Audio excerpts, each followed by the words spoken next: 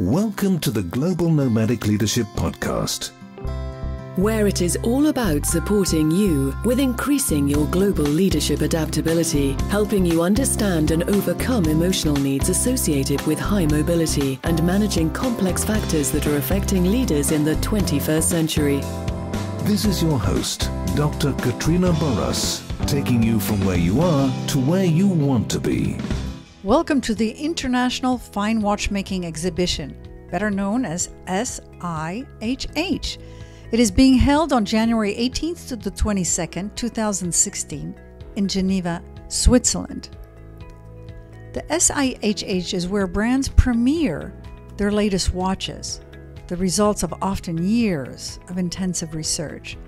The SIHH is also where watchmakers and designers, the representatives of an entire creative team, share their passion for watchmaking one-on-one. It is a private event for trade visitors only. Today, I'm interviewing Monsieur Jean-Marc Pontrouet. He is CEO of Roger Dubuis Watches. I'm interviewing him in his office. Roger Dubuis is specialized in fine watchmaking for men and women. But this year, Roger Dubuis has emphasized the fine watchmaking for women and has held a women's-only event. Welcome. Welcome. Monsieur Jean-Marc Pontrouet. Tell us, what are your three biggest challenges in 2016 and how do you see overcoming it? Wow, I need half an hour. Really? To reply to your question. Well, first of all, is how you cope with the brand capacity to fuel everyday creativity to continue the Roger Dubuis success story.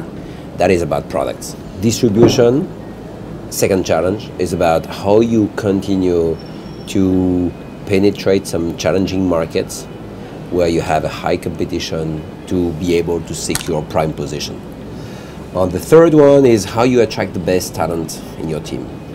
How you make sure that you have people who are overperforming the others because they run faster, because they think faster, because they are able to follow, to have this mix of people who can take initiatives, are entrepreneurs, drive their business like it will be their own company, and that whatsoever you are in our subsidiaries in the world or at the headquarters. I see. So compared to other watch companies in the Groupe Richemont, how does Roger Dubuis position itself? So Roger Dubuis is the brand within the Richemont portfolio, which is having a differentiation aspect in its design. Roger Dubuis doesn't look like any other brands on the market, and especially not within the Richemont. You confirm that when you have seen it here at the on the stage. We are in the super premium segment. We are a brand which has as a recognized specialty sculpted tourbillon, which very few brands do have as an asset as their core business. You have a lot of brands which have tourbillon as one of their watch, which happens once in a while that they are selling. For our brand, it's our core business.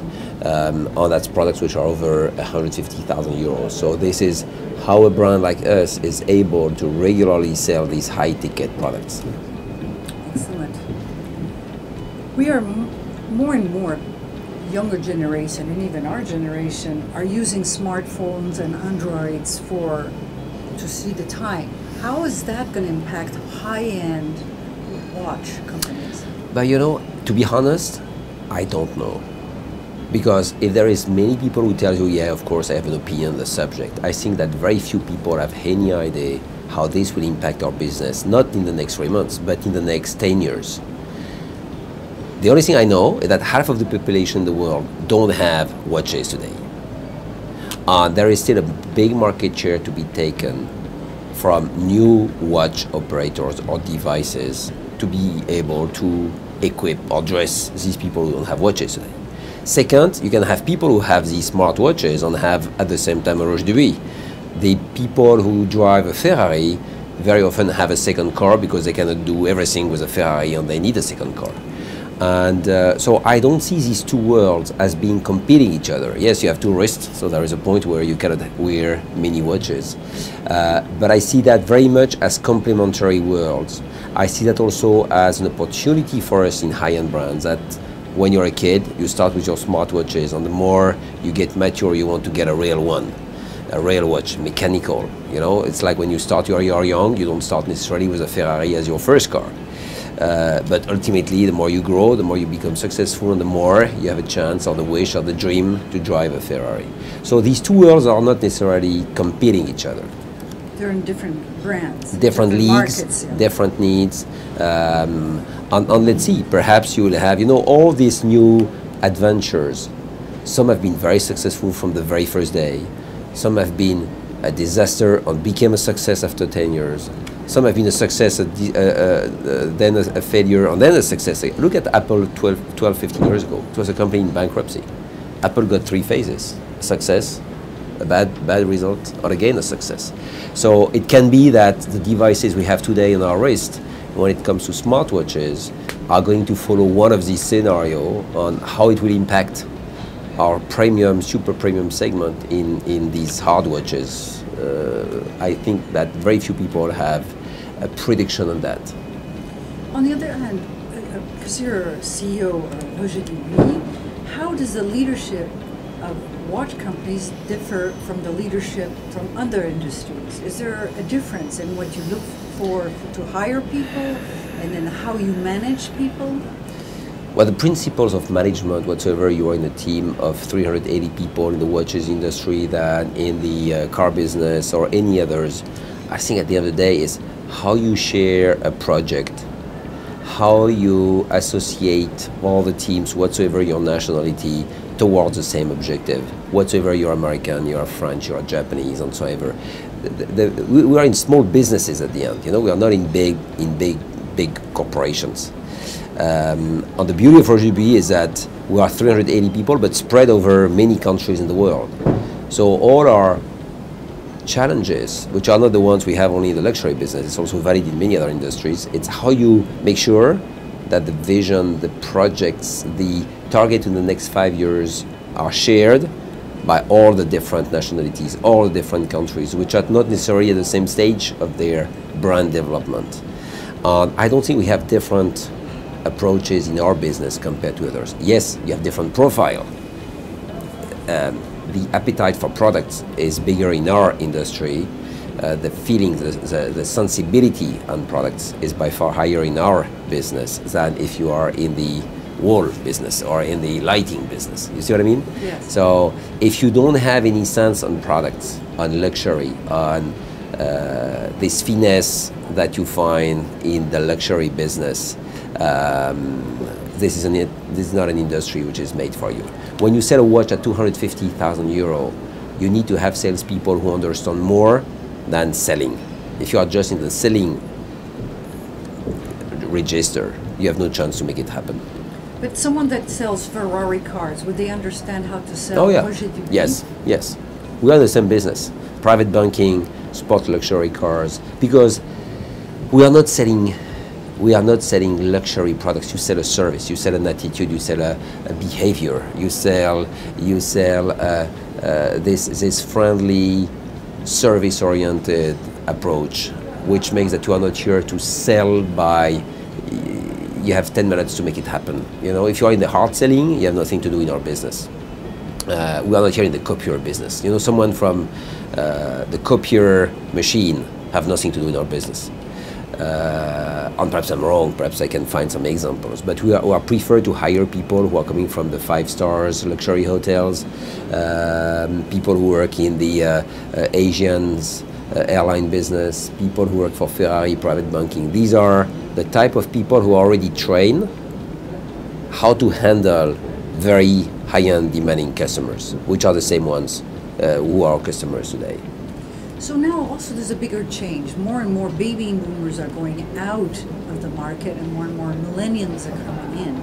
How is that affecting your marketing strategy, your recruiting strategy, and how you manage that? So I think the biggest impact is probably on marketing devices. When I was speaking about the smartwatches, perhaps it's not something for us short term. Something which is for us now, it's all what is social media on internet. The biggest touch point we have today with our customers is all the social media on internet. We shouldn't pretend to have an approach today whatsoever our brand is without having social media in our mind. We have people who are in our company specialized in Instagram, Facebook, YouTube, WeChat for the Chinese. On all what we build for the development of our brand is very much associated on specialists in these networks. The media and paper today is something which is going to significantly decrease in our brand exposure in the future, on favor all what is these devices which allow a direct contact, a direct experience of our customers with our brand. For example, for this fair we have an initiative which is I Am What I Am, which is going to attract 1 million people on the social media within the next 5 days, which has started Monday, finishing on Friday, which shows one facet of the Roche Dubuis woman on internet. On each day we have a new one.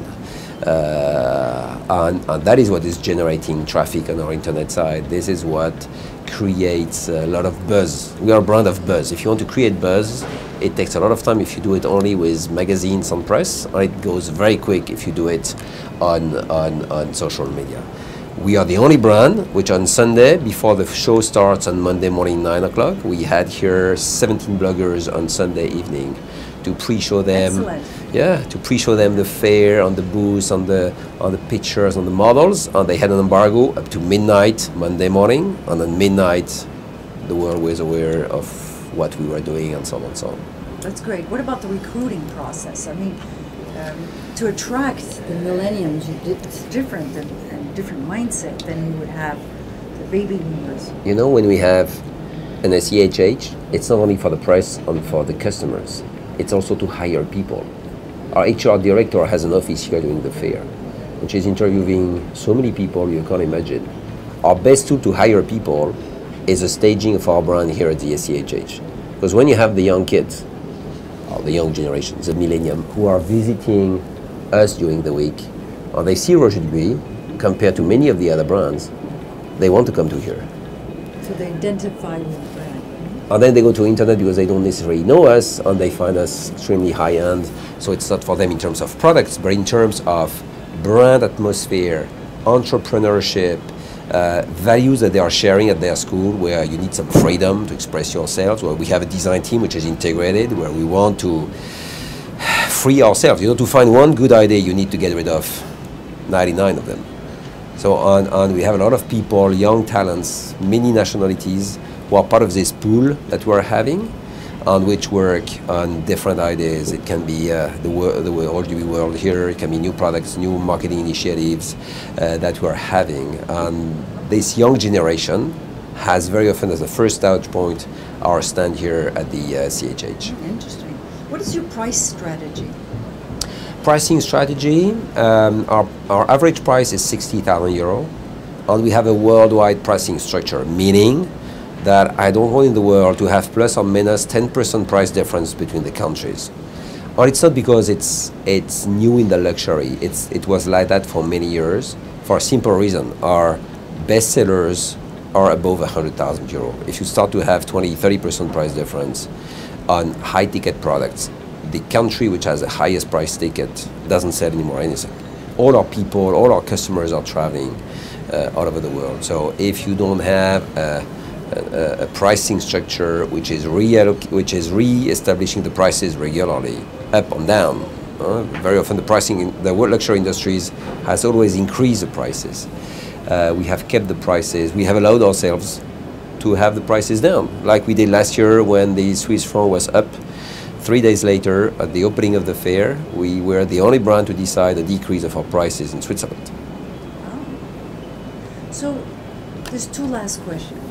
I know you're a busy man. No problem. So one is, what keeps you up at night? And then what keeps you coming back to work? Oh my God. First, I sleep very well. I run, or if you want to run, or if you want to wake up early in the morning, which I do, you have to sleep well. There is, you know, what is the biggest worry for my work? Losing talented people is the worst which can happen. It's the biggest challenge we have when you're a small brand is how you can have strong people around you working directly with you. How can you have people who come with ideas every day? Marketing, products, of course, are the two biggest providers of crazy ideas. And the craziness in our brand is allowed. If it's too much regular ideas, which are well thought through, which are marketing-wise perfect because the others do the same, it's very bad. It's not what we are looking for. We need to have people who are in the technicality, in the habillage, all what is the external elements of a watch, or the marketing initiatives are coming with crazy ideas. Half of the good ideas today in our brand are coming from the market. Really? This was not the case 3 years ago. Before, the business was headquarters decide everything and markets are following. And since a year, we have more people now in the markets than in our headquarters. And the maturity of these people make that they come and tell you, you know what, we have found a great idea in Korea, for example. The idea is so good that we're going to make it worldwide. And I love this concept of having countries to which we don't say only you have to respect what headquarters is telling you, and your business is just to implement ideas. So 80% is that, but I love to have this 20% rate of local initiatives, which very often can be ideas reused worldwide. And this is why talented people love to work in our company compared to many other brands where you just have to follow what headquarters tell you to do. Excellent. And the last question, what keeps you coming back to work with enjoyment? You know, curiosity. When I wake up every day, I meet, you have seen my program today, or you have seen 5% of my program today, but you meet with incredible people. When you work in this business, final customers, trade partners, journalists, televisions, shareholders, bankers, you are meeting with people who have characters, who come with requests, questions, projects, you name it, which makes our industry something very rich. You know, we have the pleasure to work in a business where margin is important, but it's not the prime story. Creative ideas is what is the interesting point in our business. Creative marketing is what is the important factor. Then the rest is following. Industry is following, and finding the right people. These are the three pillars which makes me having fun to come to work. Most of my team here, I have fun to work with them. Not only because I am their boss, but because I have fun to work with them as a personal human being. I'm sure they have fun with you too. I hope so. I hope so. So I want to thank you very much for sharing your experience. Thank you, Katrina. Thank you. A pleasure to have welcomed you for the first time at the SIHH, and that you have chosen Roger Dubuis to cover this sphere. It was a real treat. Thank you so much. Thank you. Thank you for listening to the Global Nomadic Leadership Podcast. It is now time for you to take action. Succeed in a world without borders. Contact Dr. Katrina Burrus or sign up for a free resources list at globalnomadicleadership.com. Taking you from where you are to where you want to be.